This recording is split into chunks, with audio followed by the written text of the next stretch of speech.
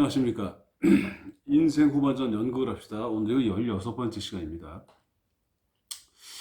지난 시간에 제가 별로 조회수는 신경을 쓰지 않는데, 지난 시간에 조회수가 거의 반토막이 났더라고요. 민명되지도 않지만, 하여간. 근데 뭐,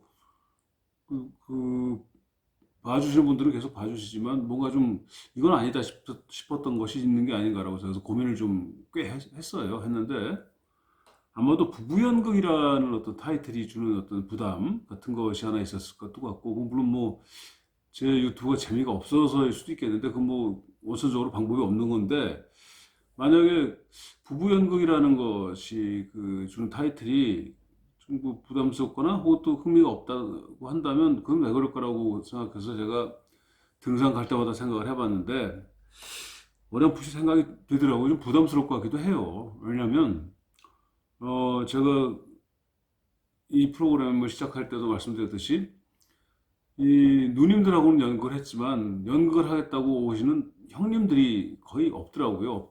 그것은 뭐냐면, 어떻게 보면은, 이 어떤 연극이라는 것, 남한테 뭔가를 보여줘야 되고, 그리고 뭔가를 하여간 뭐 좀, 넉살 좋게 뭐 해야 되는 것들인데, 상대적으로 이 형님들은, 이 땅의 어떤 남편들은, 그런 것에 일종의 어떤 거부감은 좀 아닌 것 같고,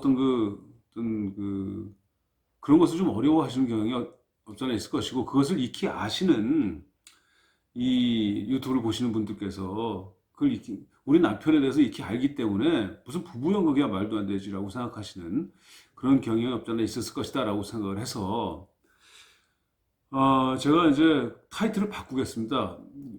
이번 회부터는 2인극의 정수, 이렇게 해서 부부연극을 시작하겠습니다. 왜 이 부부연극을 포기할 수 없는지 우선 말씀드리면서 이 시간을 시작하겠습니다. 자, 2인극이라는 것. 2인극은 기본적으로 우리가 되게 중요한 거고, 예를 들어서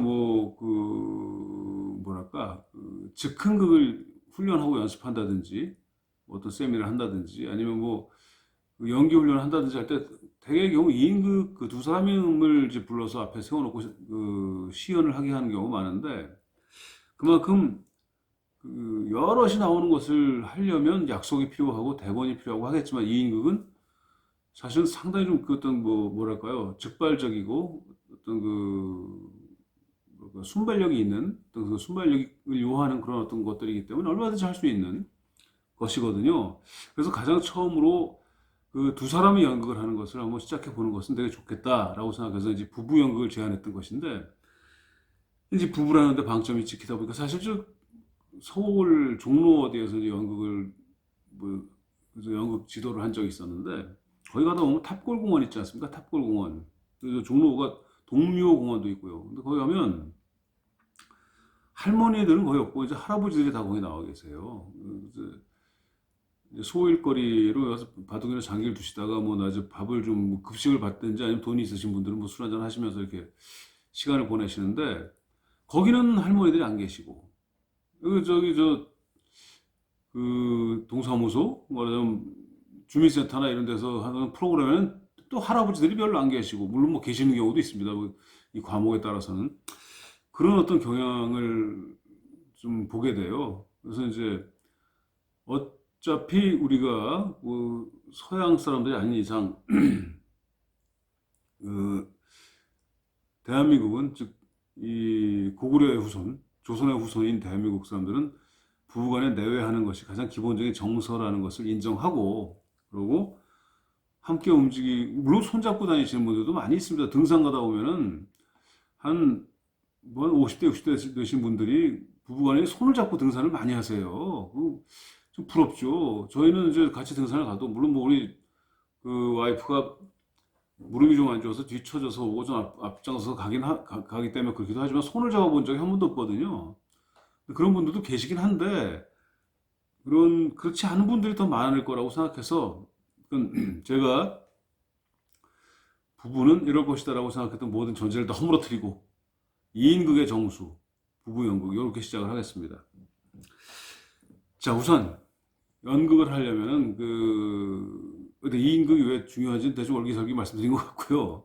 이 연극이 또 편해요. 그리고 주고받는 거니까. 옛날에 고춘자, 장소팔 선생님들 나오셔서 돌아가셨는지 모르겠지만 뭐 만담 하시고 그랬잖아요. 그런 것도 뭐 대본이 있긴 하겠지만 이렇게 즉흥적으로 주고받는 어떤 얘기들이 되게 시사성이 강한 얘기들, 또 풍자적인 얘기들을 많이 주고받으면서 그 많은 사람들을 웃게 했던 그런 어떤 기억도 있네요. 자,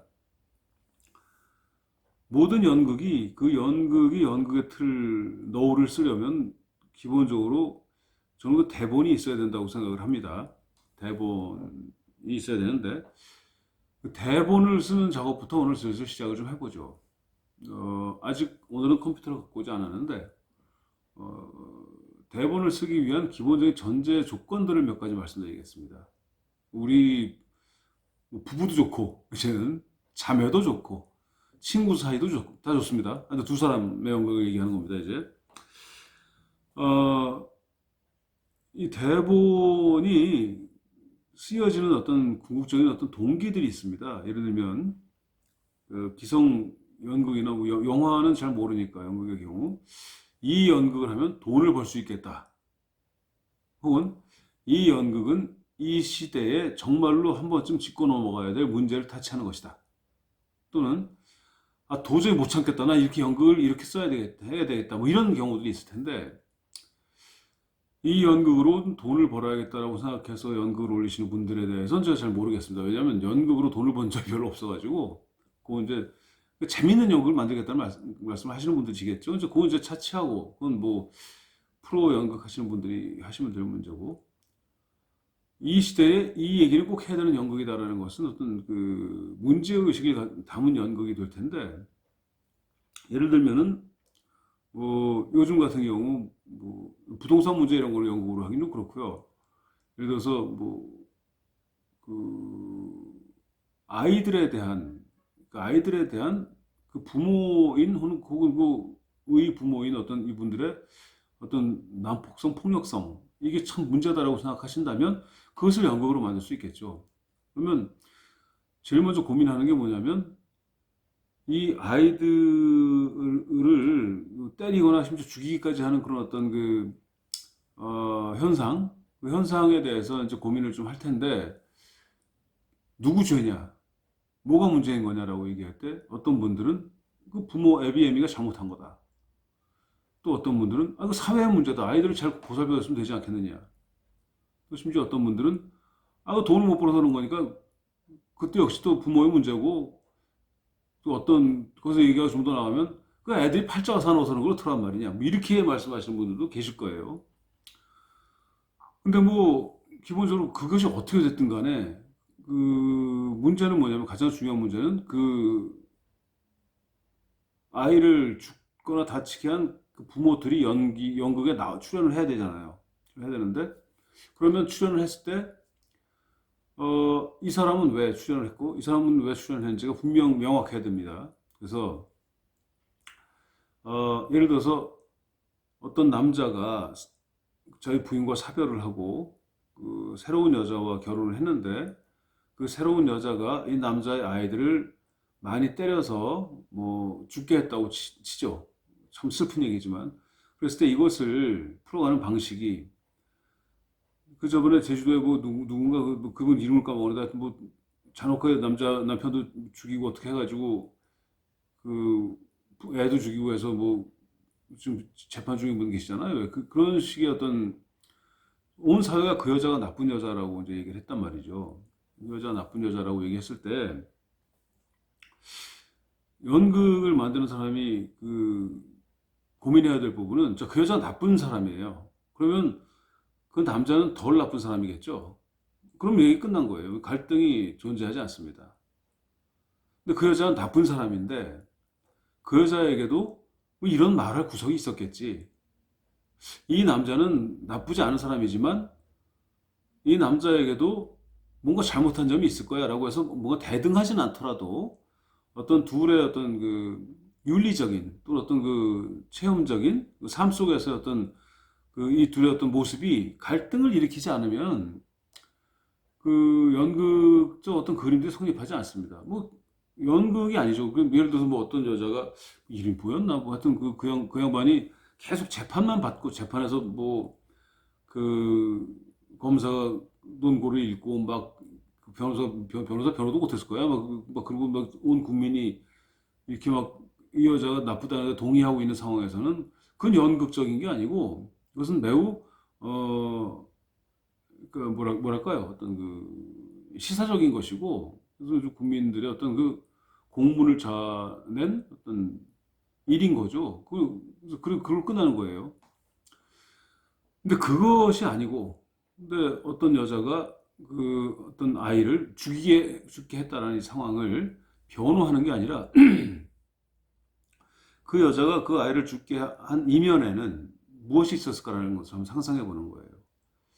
혹시 남자가 결혼만 했다 뿐이지 이 여자를 사랑해 주지 않고 이 여자와의 약속을 어기고 이 여자를 뭐 괴롭히거나 여자를 힘들게 한 건 아닌가. 그래서 아이한테 그런 건 아닌가라는 어떤, 그런다고 해서 아이를 죽인 죄가 상쇄되지는 않습니다. 이런 문제를 가지고 그럼 그 여자가 물론 죽이긴 했지만 그 여자 혼자 책임을 져야 하는 문제인가라는 어떤 문제의식, 이런 문제의식이 연극의 출발점이 돼야 하거든요. 둘이 그러니까 예를 들면 뭐, 이렇잖아요. 예전에 한번 뭐 예를 들어 말씀드렸던 남편이 회사에서 기분이 좀 안 좋아서 들어왔는데 남편 입장에서는 불고기가 좀 짜가지고 짜다고 그러는데 여자가 그 싱크대에서 스텐 그릇을 던졌다. 남편 입장에서 보면 여자가 좀 상태가 안 좋거나 좀 성격이 이상하거나 뭐 불같은 나쁜 좋지 않은 여자로 보일 것이고 그것만 만약에 보여진다면 그 상황을 보는 사람들도 저 여자 미친 여자네 이렇게 된단 말이에요. 근데 여자가 그때 말씀드렸듯이 뭐 화장실에서 시술하다가 갑자기 늙어진 자기 얼굴을 보면서 지금까지 난 뭐 한 거야? 내 인생은 뭐야? 라고 고민을 한 다음에 그래서 내가 우리 남편한테 그래도 이 불고기를 해주면 남편이 이 고기 맛있다고 먹으면서 얘기가 풀어져서 나 이제 얼굴이 이런데 어떻게 하면 나 진짜 슬퍼 그러면 남편이 위로해 줄 줄 알고 고기를 이렇게 볶았는데 그걸 보고 짜다고 투방을 퉁방을 매겠다 그러나요? 막 투정을 하고 그래버리면 여자가 답답해서 그래서 여자가 답답해서 이제 뭐 스테인리스 그릇을 던졌다 이렇게 되면은 남자가 나쁜 놈이 되는 거란 말이에요. 우리는 연극이라는 거에서 어떤 놈이 윤리적으로 나쁜 놈인가 이걸 찾는 게 아니고 이 사람들이 지금 갈등이 일어나고 있는데 이 갈등이 일어나고 있는 이 상황 속에서 그 자체 속에서 이 양자의 느낌은 양자의 어떤 정서는 양자의 감정적 파고는 무엇인가를 서로 이제 합의하고 논의해서 그거를 관객한테 그냥 보여주는 거예요. 뭐 강요하던 것이 아니고. 그렇습니다. 저기 그 연극의 어떤 전 잘 모르지만 저기 뭐 독일의 어떤 연극하신 베르톨트 브레이트라는 분은 뭐 연극을 서사극이라고 그래가지고 잘 그 내용을 잘 모르지만 대충 뭐 관객과의 거리두기를 개념화한 연극이라고 그래요. 그러니까 뭐냐면 이 연극이 너무너무 재밌고 막 눈물을 자아내는 연극이다. 그럼 그걸 싫어하는 거죠. 그분은 관객한테 감정적으로 그런 것도 강요하지 말아라. 응? 관객이 그 연극을 볼 때 좀 더 거리를 두고 연극을 좀 냉철하게 보고 거기에서 어떤 시사성을 찾고 어떤 마음의 어떤 움직임을 느끼고 문제점을 포착하게 해주는 것이 맞지. 그냥 감정의 물결에 쌓여서 확 흡수하는 좋지 않다. 이런 식의 뭐 얼핏 들은 얘기인데 그런 연극도 있다고 해요. 저는 뭐 그런 연극 별로 재미있어 하지 않으니까 치우고요. 저도 체류 연극 좋아하고 뭐 웃기는 연극 좋아하는데 그렇더라도 한 놈이 나쁜 놈이고 한 사람이 이건 연극이 아니다 이런 말씀 드렸습니다. 그러면 이제 그 희대의 잘못을 저지른 그분들 얘기조차 그럴진데 그리고 또 이제 그 불고기를 끓여놓은 부부들의 모습도 그럴 거고 근데 그럼 우리는 어떤가? 그러니까 저는 이제 약속드리기를 부부 연극이라고 한 것이 좀 그러니 이 인극으로 하겠습니다라고 했을 때 예를 들어서 이런 우리 형과의 관계를 좀 말씀드릴게요.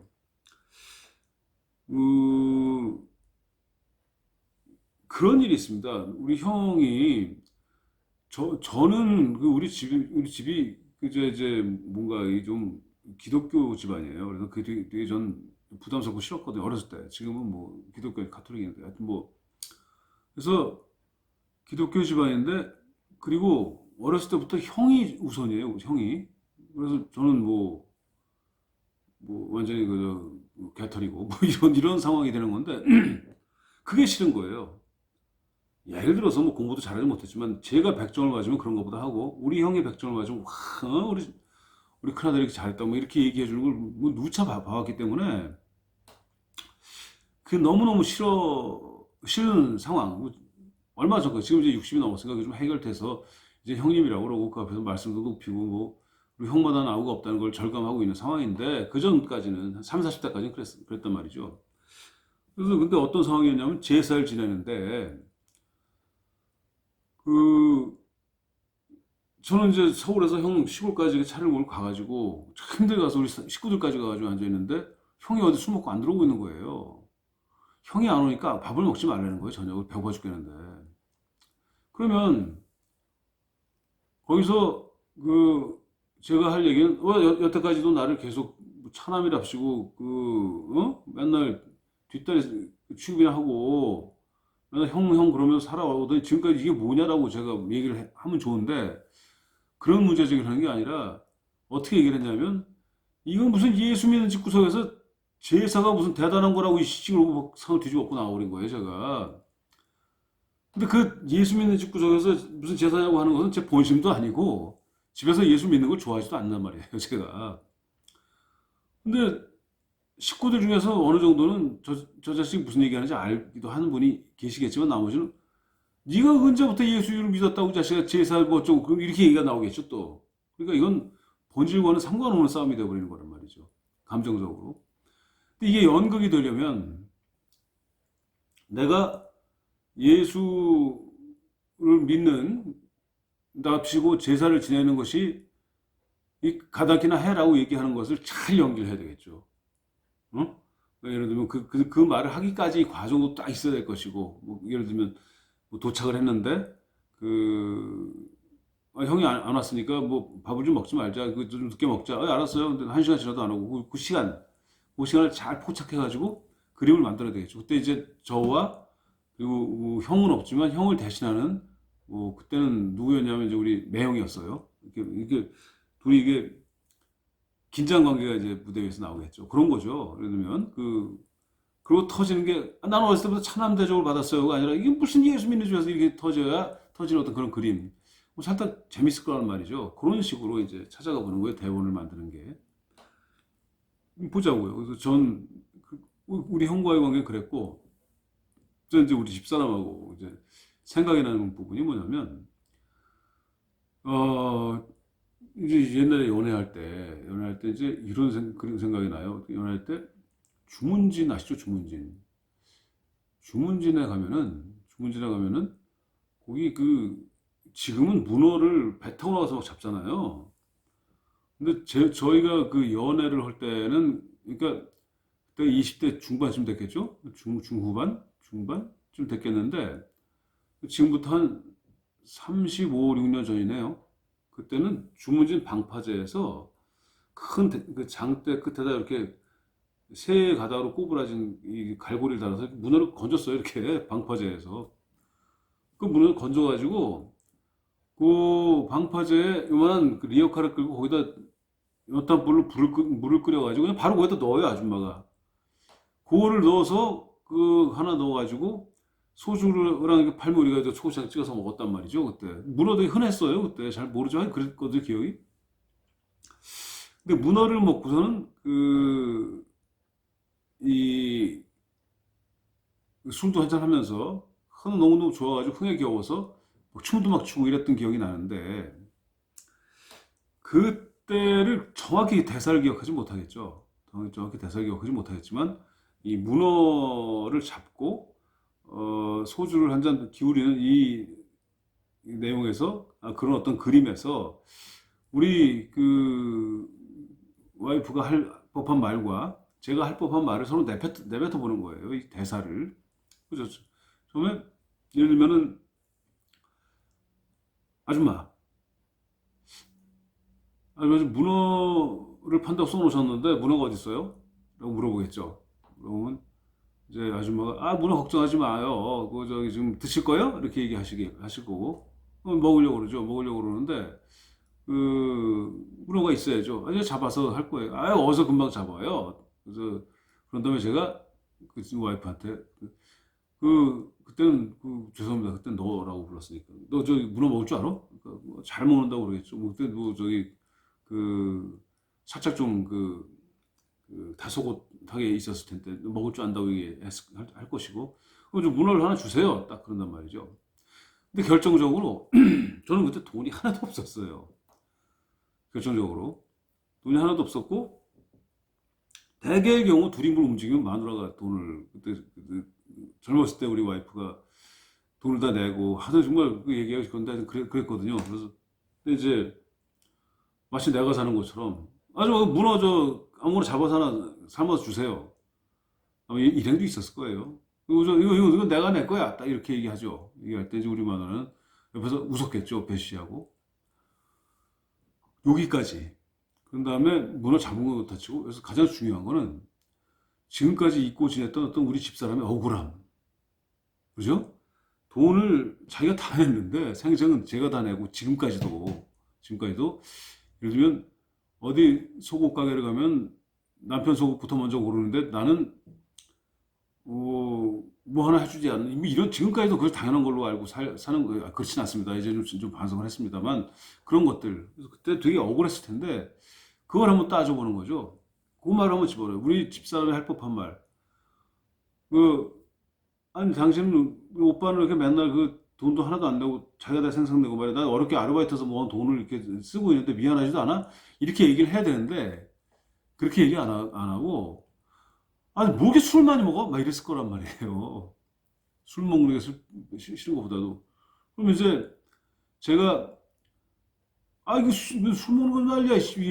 아니면 다른 방식으로 문어를 딱 쓸어가지고 좀 배시 웃으면서 아 그럼 문어를 다른 사람도 좀 주고 그래 좀 혼자만 먹어? 뭐 이렇게 얘기할 수도 있단 말이에요.